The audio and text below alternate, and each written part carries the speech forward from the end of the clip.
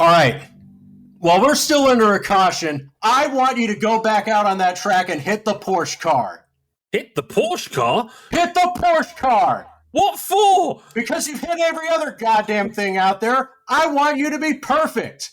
Welcome back to Motorsport 101.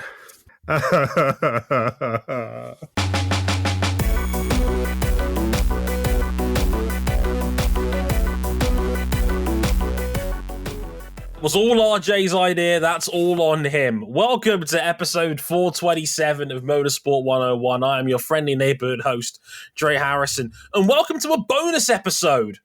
Like, we love doing these bonus episodes now, and RJ insisted we do this one because he was actually down there. And, well, yeah, there's no better man to lead the charge than the man who was down at Sebring himself this last weekend. RJ O'Connell, tell me about Super Sebring. So this is weird. I've been to Sebring like 3 times in the last 6 months. First one was for SRO America last September. One of them was for a private test with the, of course, Ferrari GT team.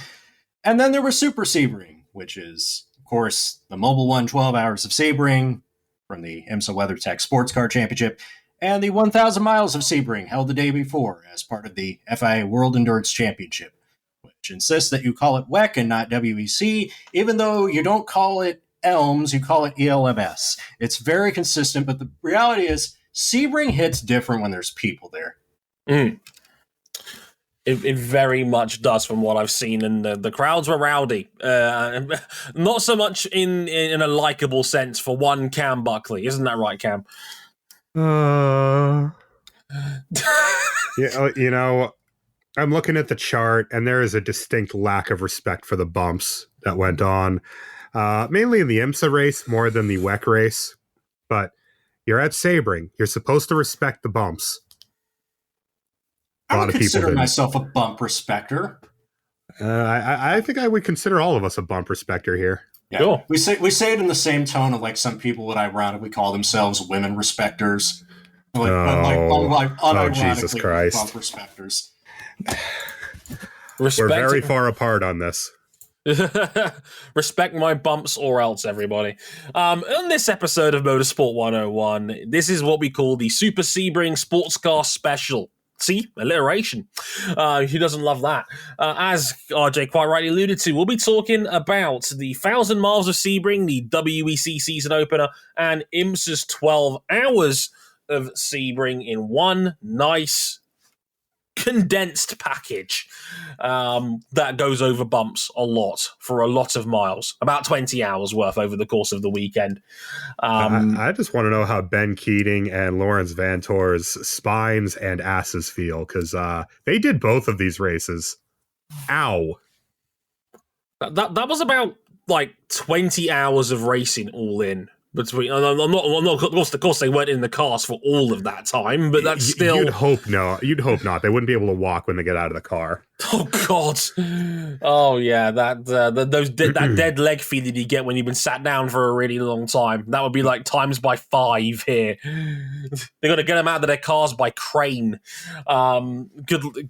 Have you seen that GIF of like the old sports car race from the '90s, and they're pitting and doing a driver change, and one of the mechanics just opens the door, grabs him out of the car. It'd be like that. I've seen that. I've seen those. They don't look fun. I'm guessing that was for good reason. You posted cringe. Get out. We'll get into that right after this. And places you can find us real quick. We are on youtube.com/motorsport101. We're on facebook.com/motorsport101. We're on Twitter at motorsport_101. If you want to follow our personal handles, you can at RJ O'Connell, at Dre_WTF1, and at CBuckley917. You can also find us on our website, motorsport101.com. There's some written content up there regarding not only Saudi Arabia, but also a special I put up today. Well, a time of recording. It'll be well up by the time this goes out on the weekend. On Lewis Hamilton and his chase for his 8th world title, and why the man might be in a bit of trouble if he really does want more Tyler number 8. I write all about that in detail on the site. I'm quite proud of that one. I really enjoyed that one. So do check it out if you haven't already. Thanks for all the kind words. If you really like us, you can back us financially on Patreon. Patreon.com/motorsport101. $5 gets you early access to all of our episodes before they go live to the public. 10 gets you into the supporters club of our Discord server where you can listen to these episodes live as they're being recorded. Gentlemen, I know you've been begging me for this. Do you want to talk some sports cars? Let's talk some sports cars. Let's do it. Let's talk the Super Sebring weekend right after this.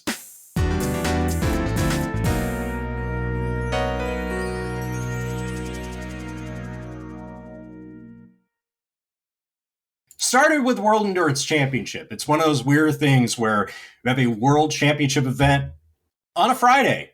That is weird. Friday, and it's also, it almost amounts to a support race, given the stature of the 12-hour versus the very recent introduction of the 1,000 miles, which we never, ever get to because it's 1,000 miles or 8 hours, and we've always hit 8 hours first. Yeah, it's like, wouldn't you need to have like a completely clean run devoid of yellow to actually hit the 1,000-mile mark? I mean, we haven't even come close any year. Like, we would need faster cars than what we've got right now. Oh, well, we could have had that, but we decided not to. Thanks, Aston Martin.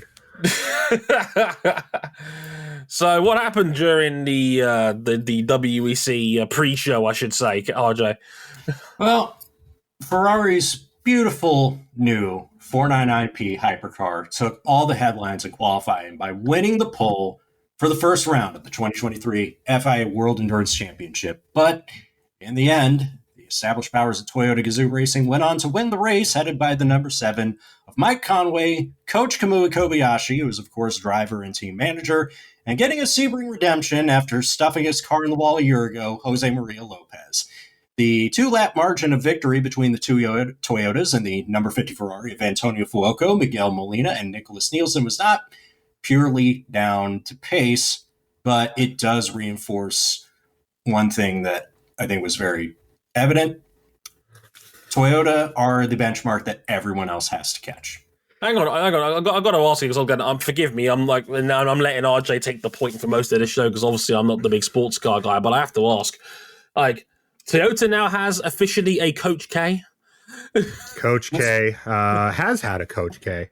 Yeah. Because Kamui is now, his main job is actually being involved with the running of the team. But, well, he's still pretty good at this whole driving thing. And yeah, like, self-professed Porsche superfan, this was very expected because Toyota has kind of done the aerodynamic equivalent of leaning forward in their chair for the first time in this entire LMH era.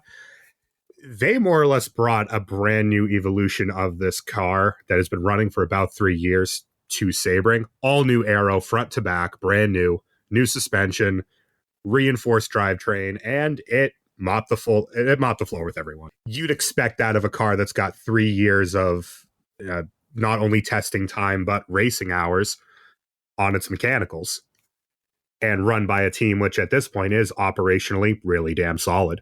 That's right. I think there were, like, it's not a majority of people, but I'm sure there were pockets of people that when everybody started coming back were expecting, right, Toyota are going to progress back to what they were from 2012 to 2017. They're the team that have all the resources in the world and can never win a race that matters. I would say no, but this is also a one race sample size. Yeah. Because even uncontested, Toyota has had maybe one clean Le Mans, and that was last year. Every other year, they've had major mechanical problems with at least one car. Pump the brakes on that a little bit. But yeah, like, watching that car over the bumps, that car was respecting the hell out of the bumps. It was gliding over them almost effortlessly. And, Jose Maria Lopez didn't flip the car this year. We've still flipped 3 cars in 3 years at Sebring. That's right. We did, Trey. We had a big stack up in like the first 10 minutes of the race that a GT Ferrari just took way too much sauce into turn 1, went super wide and plowed the tire barrier and ended up upside down. We keep flipping cars at a flat track. How does that keep happening? Like, are the bumps secretly ramps, like Hot Wheels or something? I don't want to talk about cars ramping off of things. Yeah, more on that in our IMSA review. Toyota had a car that was more reliable. The team is more well-drilled than everybody else. They become what Audi were about 10, 15, 20 years ago. And that just comes down to the fact that this is a continuation, the only program that's been running continuously since the LMP1 hybrid era, because what we know is Floyd Van Wall Racing have take breaks. Porsche are coming off a long layoff. Every other program is virtually brand new to this sort of thing. Well, and a big thing is, even with that Porsche team, the WEC Porsche team only just got this car about 6 weeks ago. They're very raw with this car, unlike the IMSA team. So, yeah, Cam, let's talk about it. This is the first LMDH showcase in the World Endurance Championship. Yeah. How'd they look? How'd the Cadillac look? How did the two Porsches look? Strugglicious. At least relative to the established car, and I kind of expected as much. The Porsches had speed at times, but were just mauling their tires.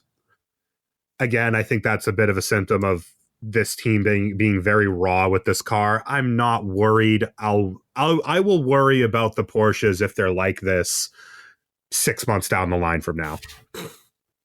Cadillac looked real solid. And this is the same car. This is actually the blue Caddy that ran in Daytona under the O2. It's now the 2, and this is the full-time WEC entry. And they looked very solid. I would say their only misstep was Richard Westbrook accidentally cleaning out a GT car in one of the first practice sessions. That was an atrocious crash. There was no need. Yeah. There was no need for him to just send that car off into the shadow realm. But to kind of roll through the different cars, I mean, Ferrari out of the box, very solid.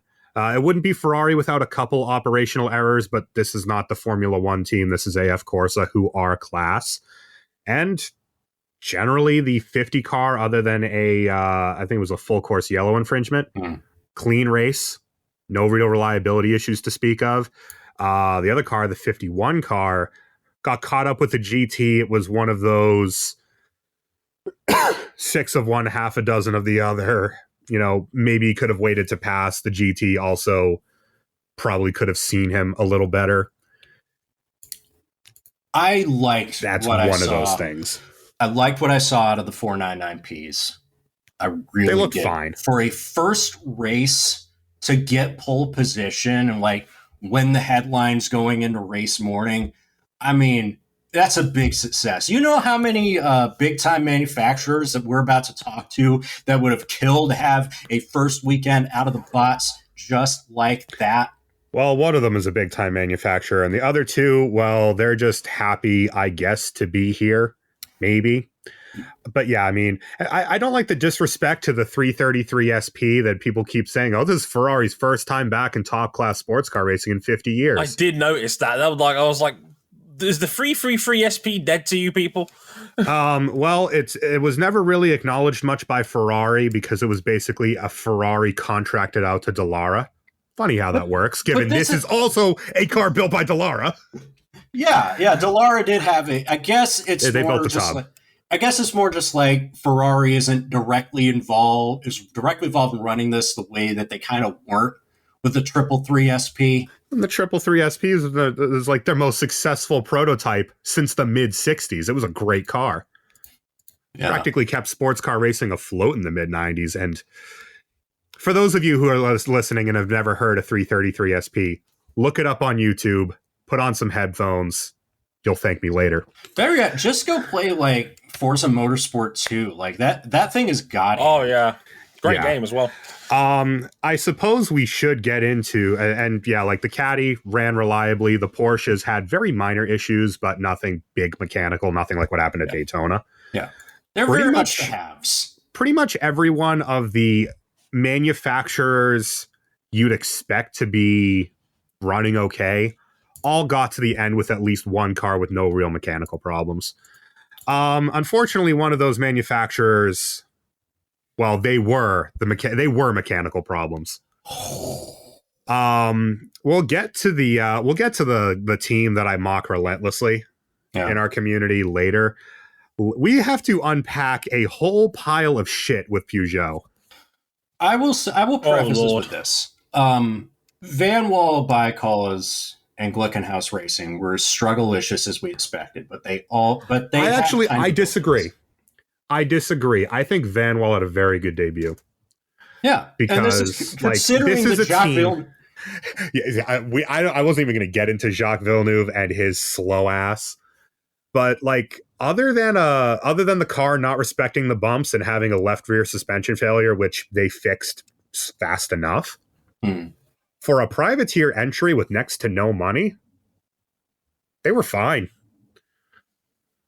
They were fine. I mean, they were giving Glickenhaus, who, oh my god, have been here for a couple of years. They were giving them fits. This is also a Van Wall program that doesn't fully legally own the Van Wall IP, according to a recent ruling in the European Union Intellectual Properties Office. Hasn't raced in the series in a good handful of years, and when they were, what were they most known for as Bicolas? Catching fire. Literally the 100% record of catching on fire at Le Mans. They have never finished a race with a car that they have built or contracted. The last time they finished Le Mans was when they were running a customer Audi R10. Yeah, and the next year after that, they climbed over that fence, dreamed the impossible dream, and broke the Audi R10. But, they've got an excuse if they struggle. Yeah. And Glickenhaus, what's there really to say? They were shit slow. They talked mad shit about the balance of the series, and the car exploded like an hour and 40 minutes into the race. I think it was a very bold strategy for them to go through the entire prologue testing without traction control. I think it's a very bold strategy to come into modern prototype racing with a Lola T70 cosplay, but I digress. the Lola T70 at home. But, again... They have an excuse. They don't have a lot of money. They are not backed by a full-blown manufacturer. And, well, I mean, the driving talent isn't really the problem unless your name is Jacques Villeneuve, because bless his heart, he is just way past it these days. He's trying. Team Peugeot total. Total energies. What the hell? Yeah. So the car is unreliable, and a driver was worried that if he climbed out of it, he would die. But other than that, everything was great. Let's roll through it. Cam hit him with it. Multiple suspension problems. Gearbox actuator failures. That is apparently being completely redesigned, their gearbox, for Portimao. Oh, Christ. A hybrid, that type of hybrid system failure that's really catastrophic and means you have to leap from the car, otherwise you become the ground. Oh, yeah. Well, that's what the 94 car suffered. Loic Duval went on the radio when his car conked out and said, "If I die, please check on my kids and properties." I don't know how much of this has been being dramatic or if he's serious about it. I think it was very bit of both, I suspect. That's terrifying. That is absolutely terrifying. And even when the car was running, it was atrociously slow, because a car built purely on ground effects is not really going to be very happy at Sebring when it has no rear wing to generate downforce, and, well, when it's bounced up in the air, there's no seal with the ground. And because they run basically square tires, they run tires that are the same size to get a favorable hybrid system BOP, they can't get any power to the ground through the rear tires because the tires are too skinny. The ride quality was poor. I mean, it looks goofy. To quote regular car reviews regarding their livery, "What seems to be the problem, officer? Do you know how bland you were going back there?" How bland. Raw primer is not a livery. I'm sorry. I love that we're having livery debates here after Mercs and their 90% carbon job, and now it's Peugeot and I prefer bland. that. I actually prefer the nearly unpainted Mercedes to leaving a car in straight primer. I mean, their final results at Sebring, the 93 car, which, if I recall correctly, broke before the race even started. That's right. One of their cars had to go to the pits before they even dropped the green flag, and that was the one that was the last classified finisher out of everybody, below all the 31st. LB2s and below all the GTs, but ahead of the 94 and all the other cars that officially retired from the race. Would you like to know why the 94 was classified behind it? Because it wasn't classified at all. Huh? I mean, the thing is, like the funky thing with the Peugeot is its whole aero concept is very out there. And it is very clearly a Le Mans special. Oh, yeah. Because it's lower downforce, but it's lower drag. But we're not going to be able to tell at Le Mans because this thing isn't lasting 24 minutes, let alone 24 hours. It is bad right now for Peugeot, and if they obviously this is a tough track for cars. But if they're this bad at Portimao, where they're going to next, if they're this bad at Spa coming up after that. I mean, their best result last year, looking back through the results, it was at what is it? Bahrain. Yeah. They were 6 laps down. They finished 4th, but they were 6 laps down. And that was an 8-hour race. I mean, at the 6 hours of Fuji, they were 7 laps down. Everybody expects this car, the 9S8 hybrid, to perform well at Le Mans because it is a strange concept, and there are also pockets of sports car Twitter that believe, the ACL will rig it for the French, let alone the fact that they actually have to finish the race first and foremost. But could you imagine coming up on the horizon, because Alpine's got a project coming up in the hypercar class, and they've got the funny Formula 2. They've got the Mechachrome V6 straight out of Formula 2. That's right. But so could you imagine if Peugeot is still around with this concept and they're still struggling, and next year they get beat by Alpine every other weekend, and especially at Le Mans? And remember, this is a new Peugeot. This is not the old Peugeot that, with their staff with boots on the ground at Sebring, pulled the plug on the project in 2012. Oh, yeah. But I cannot imagine that even to the Stellantis board that spending this much money to get your butt kicked every single time you touch the track is RJ, especially up against, and of course they're not part of Stellantis, but they are Stellantis adjacent, especially when Ferrari have debuted and have absolutely destroyed them. On debut with a car that, again, like, it wasn't perfect, but it was like Peugeot's now had half a year and the better part of 2 years of testing, and the reliability is no better. And they've been leapfrogged by Ferrari. They've been leapfrogged by everybody. I mean, Van Wall and Glickenhaus were closer to Peugeot than Peugeot was to Toyota. Christ! And this is the company, again, different technical team, but this is the company that was building cars that were running 319s as a race pace at Le Mans in 2010. Cars that, you know, they would catch a GT car mid-corner and they would just open the steer and go around the outside of a corner offline because they had so much downforce. Oh, I miss the 908 so much. The 908 was, just the dumbest car. It is not up to scratch given their heritage in prototype racing, where, the 905 took a year to come good, but when it did, oh boy. Yeah. A crash away from sweeping the 92 World Sports Car Championship. That's right. It's got to be better. It's got to be better. Like, we talked about this before offline, Cam. It's like Porsche never got all of their major prototypes right out of the box. And you're seeing a little bit out of that with the 963. But the 963 is nowhere near this badly off as Peugeot is. They've run half a season already. The 963 was debatably the fastest legal car at the 24 Hours of Daytona. Debatably.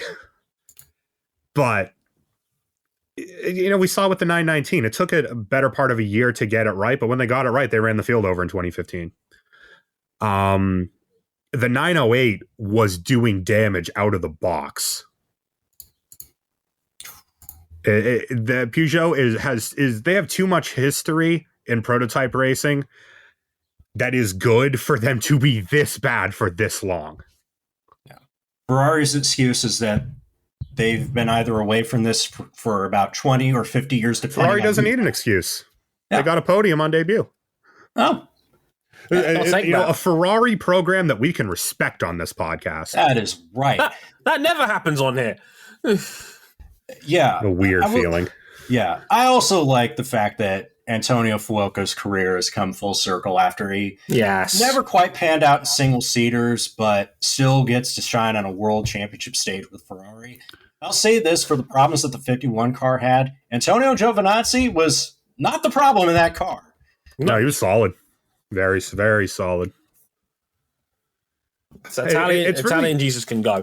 It's a tale of two halves with the top class, because first half, and it's like either we expected Toyota to dominate or everyone else had fine to solid races. And then the other half is just a mountain of dinosaur shit. Yeah, it was little operational errors from all the other teams that put them 2 laps down or more to Toyota. Yes, that was the quickest car, but if you look at average lap times, the delta was not like 3 to 4 seconds. It probably looked more like 2. Like it probably looked more like a lap on pace. Yeah, and again, it's the first race. Like the BOP will change. Porsche and Cadillac and Ferrari will all improve in the running of their cars. Yep, they'll get a little more. It is a small sample size. It is not like Peugeot, where they are having the same problems that they did half a year ago on debut. One thing I will say about balance of performance is that WEC is trying something different. You know, for individual cars, it's fixed until Monza, so after Le Mans, but you can tweak the platform balance of performance between. So if there's a big deficit between Le Mans hypercars and LMDHs, they can tweak that. Which I think is probably going to be the right call going forward. And we'll see how it goes. Should we talk about LMP2 a little bit, fellas? Yeah, I guess we can do that. We can finally say it. Go on, Never count out touchdown Tom, because the Brady brand sponsored Hertz Team Jota number 48 Orica, the car that's running because they don't have their customer 963 yet.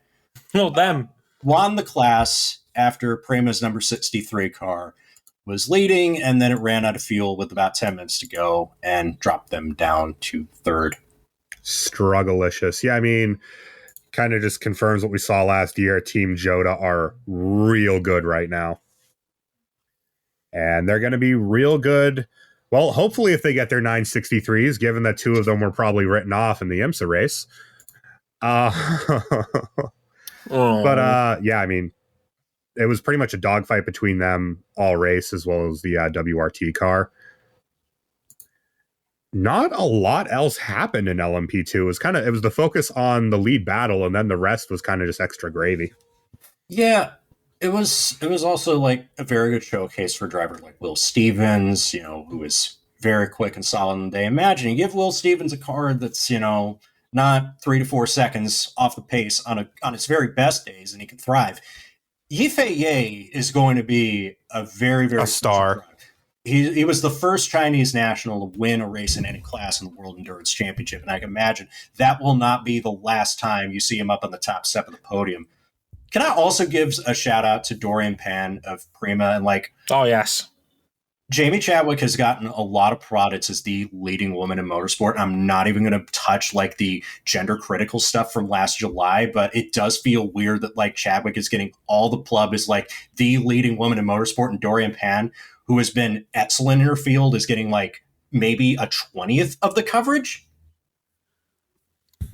It does kind of leave a bad taste in my mouth. She was excellent. Yeah. Oh, yeah. She did nothing to disgrace her team. She was not a liability. Her first ever race in an LMP2 car to get on the podium. That's amazing for Dorian. Yep. 100%. And, in GT, because there's only one GT class now, it's all Pro-Am. Ben Keating might just be the best amateur driver in this class. And Corvette Racing just spanked everybody off the back of it. I, for one, am shocked that the privateer-owned but factory-run car with some factory drivers, and then the best AM won the GTE AM class. No way. Like I saw a great thread on Twitter regarding like what to do to merge the best of the WEC and IMSA together. And I love that there was a section on the bronze section. It was like, just have 12 to 16 Ben Keatings. That would be fine. Pretty much. Because he fits right into that gap of he is not quite as quick as the top tier professional drivers, but he is also eons ahead of the quote unquote dentists that we poke fun at. Not just in pace, but in terms of his consistency. Again, we don't make fun of dentist drivers. It's not the pace. It's more the just complete tomfoolery that they get themselves involved in. Remember that it becomes very important later. I also say as well, Nico Verone in his first race as a Corvette racing driver, young Argentine, he's going to be a hot property to watch in this form of racing. Mm-hmm. So that was the WEC. Yeah, it was a fairly tame race. I learned a lot. It was tame. It was uneventful. Now, on the other hand, IMSA. The powder keg. The first Sebring 12 hours of the LMDH era over in IMSA, and well, did someone say chaos? Yeah, I mean, it boiled down to a flurry of late restarts in the final 2 hours. To summarize the lead battle, both Porsche Penske Motorsport 963s and the number 10 Konica Minolta Acura ARX06 were in position to win, until contact between Mathieu Jaminet and the number 6 Porsche and Philippe Albuquerque and the number 10 Acura sent them both crashing right in front of Felipe Nasr, who got shoved into that meat grinder by a GTD car and ended up going over the top of the teammate number 6. 5-car pileup. 5-car pileup, multiple GTs involved, all 3 prototypes written off, and through the wreckage, the number 13, the 31. third time lucky, number 31 Whelen Engineering Cadillac V Series .R of Pipo Derani, who kept himself surprisingly clean this time, Alex Sims and Jack Aitken won a very eventful, very messy second leg of Super Sebring and the second Enduro of the IMSA season. In a race where their chances pretty much looked done after Derani drove into a spun LMP3 car 2 hours into the race. He just couldn't avoid the dentist. Oh, that dentist becomes important later. Oh, boy. Yeah, we learned a lot out of this Sebring 12 hours. I want to talk. So, yeah, almost every class winner in this race had an issue or another, because your overall and GTP class winner couldn't avoid a car that spun right in front of it and crashed. And this was at the end of the stint where those tires just fell off rapidly if you were doing a double sit. Yeah, that was kind of the key. That was the key strategic decision during this race, is that you are limited heavily on how many tires you have, but old tires melt on these heavier, more powerful prototypes. Yeah, I saw that with Ricky Taylor early on in the Wayne Taylor car, and he was just struggling at the second half of that double stint. I think Scott Dixon, pretty good at his job and everything. Oh, yeah. But he pulled 19 seconds on Ricky Taylor on one stint. Yeah, because he had fresh tires and Ricky didn't. And the only reason they couldn't get past Ricky because the Acura was so powerful in a straight line, they couldn't pass him. That thing, more than the Red Bull F1 car, that thing is the power of God in anime down the straights. It is comedy against every other car in the class. That's what having an IndyCar engine does for you. Yeah. So they had their issues in the race. You don't expect a car that crashes into another car 2 hours in to be in contention to win it at the end of it, but that's the way things go. Our LMP2 winners, first of all, Scott McLaughlin is an LMP2 class winner at Sebring, but that only happened after Kiffin Simpson in the same car crashed out on his own at half distance, and miraculously all the damage was cosmetic. RJ, there was like an hour and a half long sequence where it felt like every 20 minutes we were seeing the 8-car spin or crash or go over a curb wide. It was really painful to watch. And not only did it end up winning its class, it also ended up on the overall podium in third. Scott McLaughlin is a Sebring podium getter in the next class down. Kiffin Simpson and John Ferrano. I don't know how they did it. It was a great escape. Then we got to talk about the GTD classes because, hey, good news. The balance of performance changes work and the Porsche 911 GT3R isn't so shit after all. But there's a caveat to it. Yes, Pfaff Motorsports, Lawrence Van Thorpe, Patrick Pilet, and Klaus Backler did win their class, but they did crash in qualifying. And then they had to take on an extreme fuel gamble in the last hour of the race. It basically just didn't stop in the last hour. They were banking on a bunch of late restarts to just sweat. Oh, they got him. They got him. They got him, and they sweat out. Well, and I'll actually kind of unpack that a little bit. Yeah. The balance of performance in GTD was honestly pretty spot on. Every car got some time in the sun. I will say the number 3 Vet was probably the fastest car, but they failed to respect the bumps, had to change a left rear shock, and then they never really recovered, along with becoming everyone's punching bag in the last hour because they got hit or spun about 3 different times. I will say this, Antonio Garcia at the very end, once they got their lap back, I had a feeling like maybe if they get one or two more lucky restarts and catch back up, maybe they'll put in their effort to get back at least on the class podium. Didn't pan out like that, but yeah, they were very unlucky not to win this race. Yeah, I mean, they were good. The BMWs won GTD AM, which we'll get to in a moment. The Ferrari didn't lead, but was running on the podium for much of the race. The Porsche, you know, it's amazing what actually having horsepower will do for your car. Power? Really? And, well, if you want to know how bad the Daytona BOP was, Mercedes had a class-wide 30-kilogram swing against their car, and they were still basically the equal fastest car on the day. I don't want to talk about the Lamborghinis. They were pretty much anonymous, and at least one of the Iron Lynx run cars was a bowling ball out on the track. I say when it wasn't being a bowling ball, it was actually pretty quick. GTD Pro-Am, Paul Miller Motorsports gets a win with the M4, and Brian Sellers was worried that they were going to have to change brakes midway through the race. And you want to talk about, we talked a lot about the 911 GT3R having bad BOP at Daytona. The BMWs were equally as atrocious at Daytona, and nobody was talking about it because that car's a year old now. Yeah, that's a car where there is no question of, you know, is the car actually bad? Is it BOP? No, it was just BOP, and everyone kind of knew it. And again, pretty much across both GTD classes, every car got at least some flowers on pace. So that leaves me to this point. You want to know who the only clean class winner was throughout this whole day who didn't make any major mistakes? You guessed it. It's the LMP3 class winning number 74 Riley Motorsports Ligier. But while they did run a clean race, they did have help. And it wasn't even really anybody's fault. Pietro Fittipaldi, driving WEC Racing's Orca LMP2, lost a wheel, spun and crashed going into the first corner. That sucks.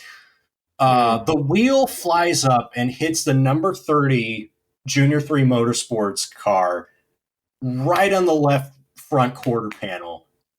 Wow, really? Shattered its nose. Yeah.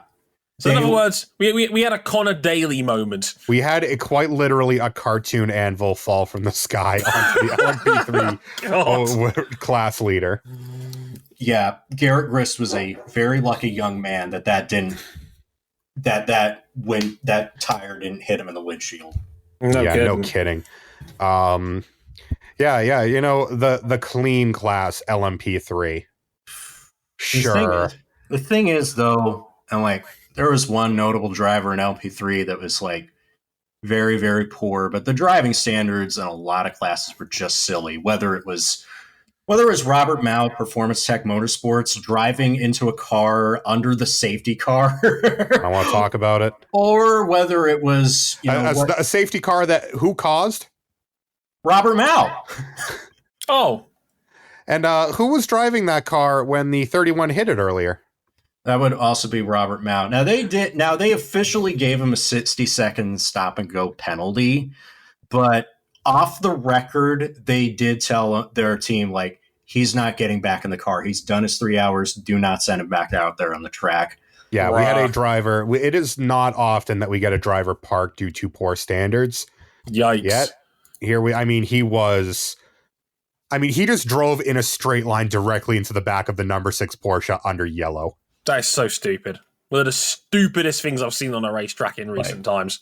Yeah. Again, a godsend that all the damage on the number 6 was basically cosmetic. Yeah, they were lucky. Hey, did I mention that the number 7 Porsche was had smoke pouring into the cockpit earlier in the race, and it still almost won?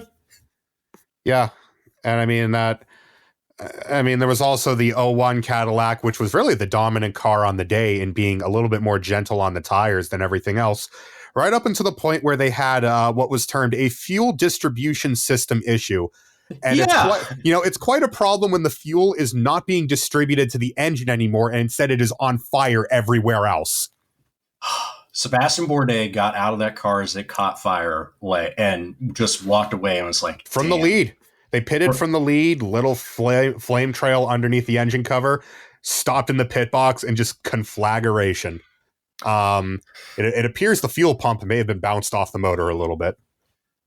It was deeply unfortunate because for half of this race, that was the dominant car of the race.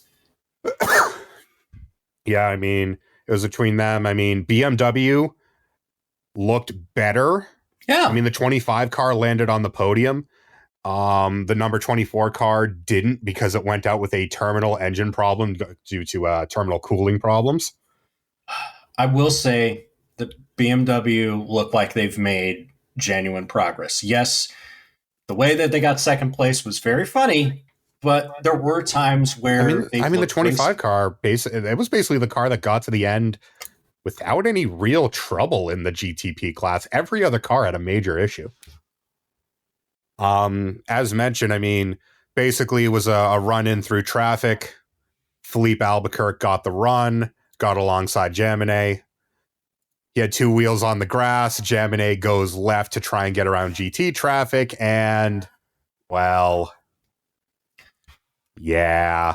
That ended up being the defining moment of the race, and not like Jaminet ripping around the outside of Jack Aitken to take the lead with less than an hour to go. And then remember when we had the 3-wide pass down the front stretch before then, where Aitken drops 2 spots because Albuquerque had it was Albuquerque and Nazar. The battle of the Felipes were both just not taking no for an answer. Jack Aitken basically said after the fact that he saw how Albuquerque was passing people, and he's just like, well, I'm just going to let them have an accident up there. I'll just sit at a safe distance. I don't want no part of this. I'm good. Yeah, and regarding that final incident, Albuquerque and Jaminet both put their hands up, said, that's hard racing. Yeah. And it's just one of those things. I think that feeds back into 54 cars being way too many for Sebring. This track was crowded all day, RJ. It was, but I do also feel like there is a problem with drivers getting overconfident. We talked a lot about the LMP3 driver. There were some weapons in the GTD classes and not in the endearing way. Yeah, I think every class had significant lack of respect for the bumps. As I said, there was an hour and a half long period where the same LMP2 kept spinning off. Multiple LMP3s causing just absolute mayhem. And there was a P1 that P1. What is this? 2012? Yeah. There was an LMP3 that crashed on the first corner. And that really did just kind of set the tone for the entire race. Oh, yeah, I forgot all about that. Lance Willsey trying to make some moves at the back of the pack, spins, clips the inside of the turn 1 wall, and then his car is turned around while the entire GT pack is coming right at him, and nobody hits him around a blind corner. A blind corner, which if you hit the bump the wrong way, you're getting sent sideways.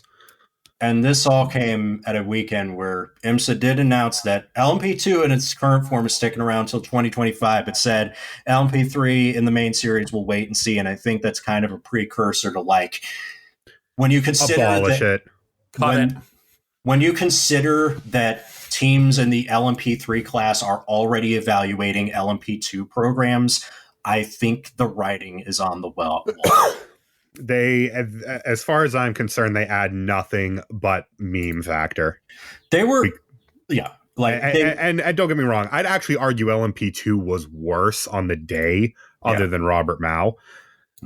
But neither class covered themselves in glory. The GTP runners, look, that crash for the lead was some silly shit. Yeah, and both drivers put their hands up, and then poor Felipe Nasr, who is sitting about 2 seconds back of this, he's on the brakes trying to navigate this. He's going to end up in the lead on the freshest tires, and a GTD Mercedes is up behind him and just pushes him into the meat grinder. And that's both Porsches written off. That's the number 10 Acura written off.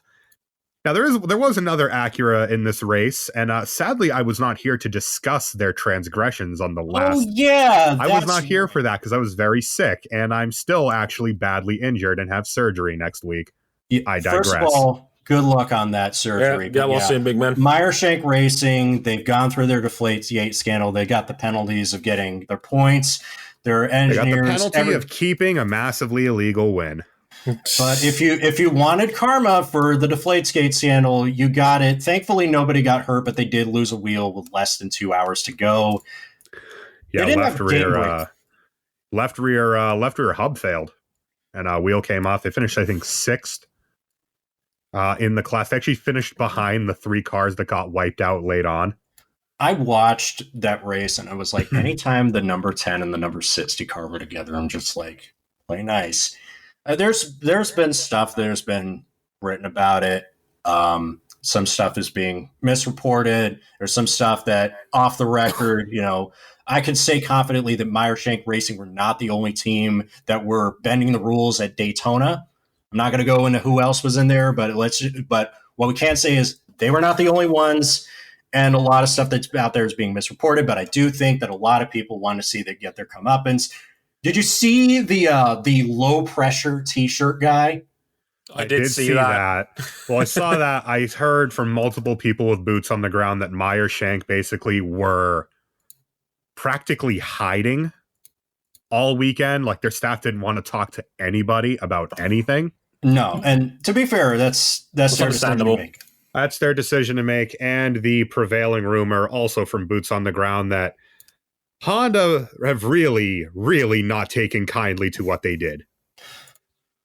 We'll see what happens. I mean, we'll see what happens with that, but it would not surprise me if sanctions come down from HPD and it jeopardizes both of their Honda affiliate racing programs. Let's put it that way. And I'd be very sad to see that happen. They didn't have the game-breaking speed. Well, no shit. They, as far as we know, they were not running 10% less tire pressures than everybody else. But no, but also, I mean, it's also come into question: how long have they been doing this, and is the entire 2022 IMSA Championship illegitimate? Legitimate questions that I don't have the answer for, but I'm sure someone out there does. From what I understand, it's not to the egregious degree at what it was at Daytona. Well, yeah, I mean, Daytona is a track of extremes. You would expect that. It's a track of extremes, and we all know it's the one race you want to win over the series title. Very IndyCar-esque. Oh, yeah. And what I had said last week that, I wasn't saying that the Daytona 24 hours win is meaningless. The watches are not giant hunks of metal. But what I am saying is, that IMSA championship still means something as well, and they are not in a good way in this championship. I don't think there are enough races where they can win out. Yeah, I think they are mathematically, they would pretty much have to win every race. I don't see that happening. And have other cars have problems for them to get back into, because they got a huge points penalty. But I mean, RJ, at the same time, those Rolexes are worth more than the fine they got. Yeah, It's the regulations loopholes, and they patch that out after Sebring, and I'm knowing they're not going to be. I will disagree on that. Tampering with spec equipment and putting software offsets in your system to hide things is not loophole bending. That's not a loophole, but what is a loophole is how they didn't get disqualified from the race afterwards. So going forward, I think that's IMSA not having balls, personally. I had people ask the question of Doonan, and that's what he said. It was a loophole. Sure, we'll go with that. I digress. When Honda themselves have outed it to IMSA, behind the scenes between their manufacturer and that team must not look very good right now. There's going to be a lot of discussions coming up in the next few months. I don't know what is going to come out in these next few months, but it's going to be very, very interesting. But Elio, if you want number 5, I suggest you do it this year. Hey, Dre. What, Joel? I wanted to pose a theory. It was posed by my colleagues at Daily Sportscar. Sure. I think that if the 1,000 miles of Sebring were run to IMSA rules, it would be a better race because it would pack up the field where it needed to be for some instances to kind of balance everything out. I think it would have been a better race. There weren't as many cars. And if the 12 hours of Sebring were run to WEC rules where you could have full course yellows instead of having to pack everybody up behind a safety car whenever there was an incident, and ultimately lead to more green flag and the caution comes out restarts, I think it would have been a more civilized race and would have been a better race. Well, I like the logic. It sounds good to me. Look, again, I'm not going to have the most informed opinion on this, but I have never been a fan of safety car restarts in sports car racing because I think they have a knack of breeding further yellows. People get testy. People don't know where the limit is. People push on cold tires. One thing can often lead to another. I think that's certainly something to be looking at. I can see that. But I also see where Cam's saying as well that where 52 cars might be too many. 54. That's awesome. 54.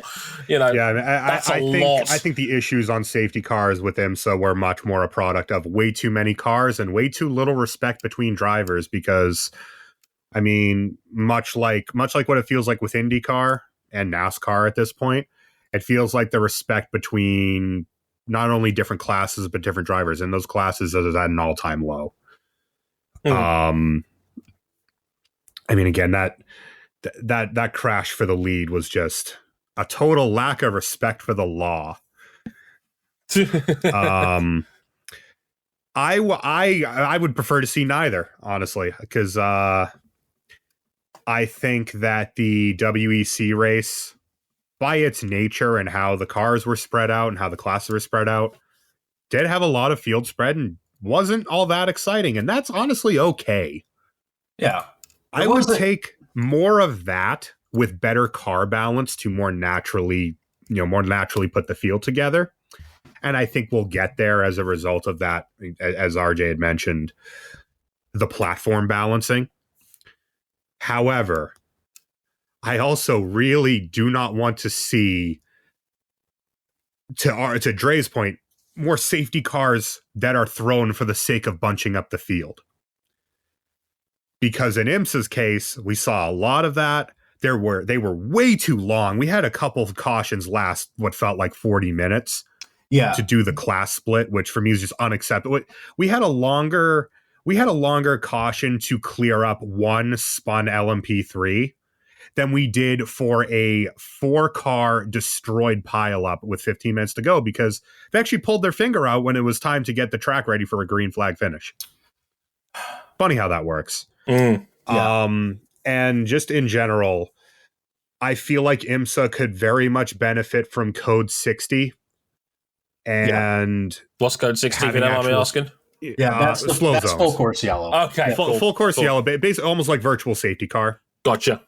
As well as slow zones. Yeah, where you're slow through the incident area and then you are full racing speed elsewhere. excuse me, because there's just no need for us to bunch up the field and then do the class split, wait 40 minutes, and then we get another 20 to 30 minute caution because some dude in an LMP3 decided to break out his dental tools.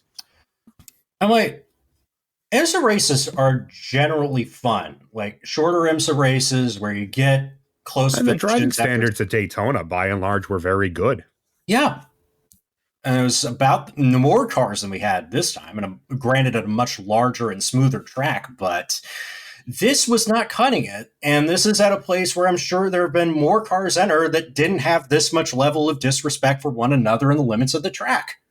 Yeah. So what is the solution? Does IMSA finally need to realize that the virtual safety car might not be a bad thing after all? I would go with that. Is it a second safety car?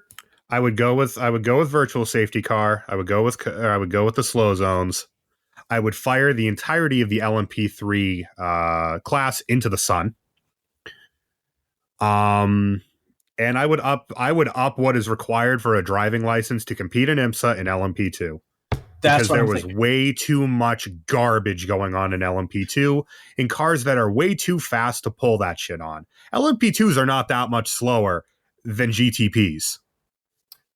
That's exactly. And it looked like some iRacing. It looks like some public lobby bull jive for way too much of that race. I agree. I think for all of the Pro-Am classes in particular, I would propose something like a rookie test. And I hate to make this all about my brand, but in Super GT, if you want to be certified to race in GT300, you have to take a rookie test where you do 10 clean, incident-free laps above a certain pace to prove your competence around other cars and within yourself. I think that is a minimum that should be included in practically every gentleman driver open sports car class. In a multi-class race especially. Yeah, and that goes for LMP2, that goes for LMP3, that goes for GTD. There was way too much Bush League garbage at Sebring when, like, the GTPs, other than that big final incident, generally behaved themselves. The GTD pros behaved themselves.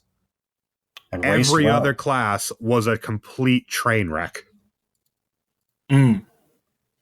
And again, I just think 54 cars is just too many at Sebring. Speaking of Sebring, RJ. Yeah. So it's strange coming to Sebring this time because it genuinely seemed like the fans at Sebring were coming out in droves for both races. Now, I want to preface this by saying that WEC in the past has struggled to have a successful North American round. Particularly at Circuit of the Americas, they had trouble drawing spectators. And remember, Super Sebring lost momentum when 2 years of it was called off due to COVID-19.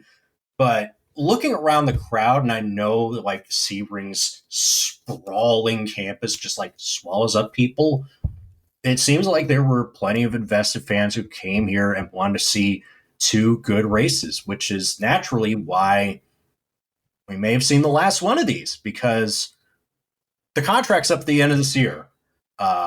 And WEC may not stay at Sebring for next season. In fact, it's looking very likely that this is the last Super Sebring that we've had. Rumor has it it's going to Indianapolis, maybe? Indianapolis or Coda are the two prevailing rumors. Roger Penske is keen to get World Endurance Championship racing at Indianapolis. Gee, I wonder why. It's almost like he has a team there.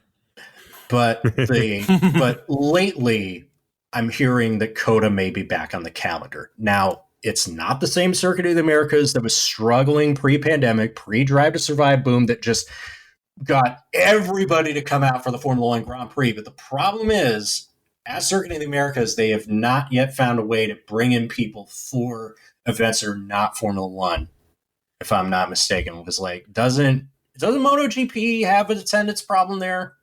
MotoGP has an attendance problem everywhere right now, but yeah. It ain't great. That Rossi effect. But I mean, when IMSA was running there in the early DPI days, the attendance wasn't great. when NASCAR's run there. I mean, granted, last year's NASCAR race ran underwater there. We'll see what the attendance is like this weekend with NASCAR, because they're actually in COTA this weekend as of recording. But generally, it just feels like F1 is the only event that really gains traction there. There's reasons why I think they would want to have it there at Indianapolis or Austin instead of like some sleepy little lakeside sound in the Central Florida Highlands that's like far away from Orlando and far away from Miami. I get it from that perspective. I know there are teams that are not happy to have like a makeshift pit lane far away from everybody else's pit lane. I know there are teams that are like not happy of the accommodations, running 120 volts instead of 240. I know all that stuff, but I look at the fans that are out there packing the place for the whole weekend and forget any of this shit about like, you know, whether this territorial nonsense between WEC and IMSA fans or what have you. They come out for both of these events. And when I see that, I'm thinking, why would they want to give this up? I mean, it just feels like another in a long list of why decisions from the WEC. I mean, kind of feels like a day that ends in Y, to be honest. No pun intended there. Like, I don't really know what to add to that.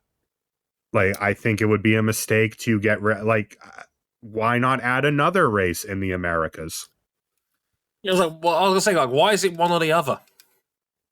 Especially when they don't have a lot of events in their calendar anyway. It's not like there is a hard limit on weekends where, geez, it feels like with MotoGP and F1, eventually we're going to run out of weekends in a year. Half their calendar is in continental Europe, and they're going to add another West Asian round because their season opener is moving to Qatar for 2024. Exactly. Throw another race in America. They might as well at this point. I mean, everybody else is trying to expand to America. MotoGP at one point had 3 rounds in the United States. There's more than enough room for 2 rounds in North America. Easy. Why not have both? There's no reason why they couldn't do COTA and Sebring. Who says no? Or Indianapolis. Or Indianapolis. I'd love to see wet prototypes around Indianapolis. That'd be cool. I mean, the Grand Am race, was it 2014? Earlier than that. And IMSA is going to be back there next year. Yeah, like we have seen that sports car races do have a decent amount of pull at Indianapolis. Yeah. Not a huge attendance, but they've not run long enough to actually build up a following. Yeah. And I've been to one that ran for 8 hours, and while they were sparsely attended, that is not necessarily a problem with the race format, or Indianapolis fans just don't want to come see sports car racing. Well, that was also that race was also not a premier sports car series in America. No, I agree. Indeed. So that'll do it for our Super Sebring special. Sports car special. They call it Super. When I see it, I'll let them know. It was certainly an experience, me watching both of those over the weekend. I've pretty much enjoyed it despite the carnage, and always helps to have good company. Shout out to the M101 Discord as ever. I didn't enjoy it. Look, you know what I especially didn't enjoy? I especially didn't enjoy this group of Florida men that went over and assaulted the wreckage of the number 7 Porsche on its flatbed. Don't be that guy. Yeah. Like, if you're like a child and you're just like asking for parts off a wrecked race car because you don't know any better, it's whatever. If you're a grown ass adult, like trying to they reach ripped the whole left front fender off the 7 and took it home. Like, what the hell is wrong with you? And you're gonna get yourself caught because you're inevitably gonna put that part up on eBay because everybody who's done this has decided to tell on themselves and get a talking to from the 40 soon afterwards. Don't be that person. Yeah, don't be that guy. That's shitty behavior. Yeah. What I will say, though, is that it was a very busy weekend, but thank you, Graham. Thank you, Stephen Kilby, for making my first Super Sebring less stressful than it probably could have been if it was just me on my own. I think going forward, if it is just one race at Sebring, the 12 Hours of Sebring is still going to be a marquee event no matter what. But I think Endurance Triple Crown and all that. Yeah, but it has been nice having the extra race there. And it is going to kind of suck that it's going away just as it's finding its footing. Which would be a shame, but that's racing for you sometimes. We'll be back for a double bill next week because MotoGP, it's starting off its season this weekend in Portimao. Before we get out of here, get well soon from all of us to Pol Espargaro, who had a horrible crash in FP2 this afternoon. A lung contusion and a cracked back amongst the injuries suffered. Not going to lie, having watched it in real time, it was big Louis Salom vibes. And I don't mean that in no good way. No, not at all. Thankfully, beat up, but nothing life-threatening. Get well soon, Paul. In the Get Well Soon, Paul. One of the good dudes in bike racing. The Espargaro brothers they're easy to joke about, but they are good people with good hearts and always in the right place when it comes to their love for bike racing and wanting bike racing to be better. Aleix as well. I know that will rock Aleix because I know they are incredibly close as siblings, and Aleix has always pushed for safety in the sport in certain directions. And I know the riders are pissed about the situation there, so there will be words exchanged, certainly, about the state of Portimao. We'll talk about that more in the MotoGP episode next week. Also, Formula E is back this weekend, making its debut in Brazil, Sao Paulo this weekend. It's basically an oval race. That should be fun, right? So look forward to that. It's going to be really weird having one Formula E race as the meat in month-long break sandwiches. But here we are. That's motorsport planning for you in 2023. It's a fucking mess. So 2 episodes next week, MotoGP in Portimao, Formula E at Sao Paulo. We'll see you then for that. Please, you can find us one more time. Twitter is at Dre_WTF1, at RJ O'Connell, and at cbuckley917. Our website, motorsport101.com, our Patreon page, patreon.com/motorsport101 if you want to back us financially on there. I've been Dre Harrison. They've been RJ O'Connell and Cam Buckley. And until next time, sayonara.